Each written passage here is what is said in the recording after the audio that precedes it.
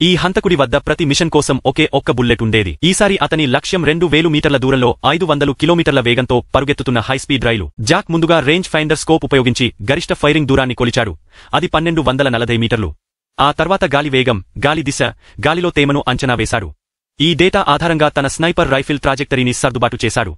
చివరగా bullet load చేసి, trigger సిద్ధం చేసి, నిశ్శబ్దంగా తన లక్ష్యం ఎదురుగా రావడానికి వేచి ఉన్నాడు.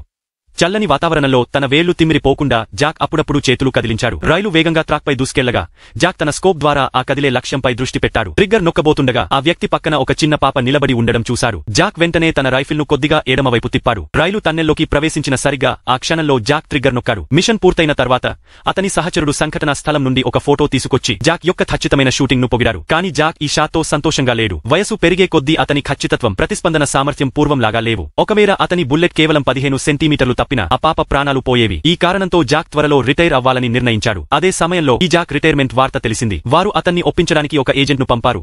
కానీ జాక్ తిరస్కరించి తన నిర్ణయంపై గట్టిగా నిలబడ్డాడు.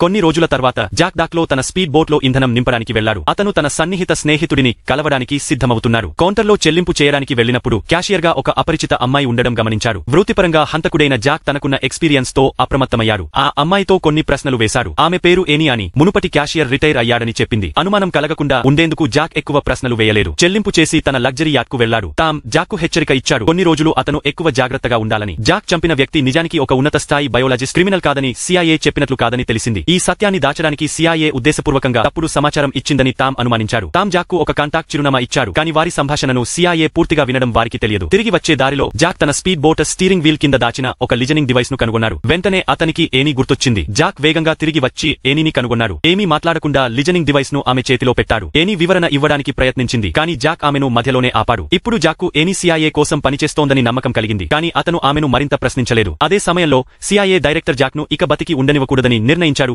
ఇన్నేళ్ల ట్రైనింగ్ ఇచ్చిన తరువాత జాక్ మన కోసం పనిచేయకుంటే చంపక తప్పదని అన్నాడు. మరియు ఆ రాత్రి జాక్కు అతని ఫోన్లో ఒక అలర్ట్ వచ్చింది.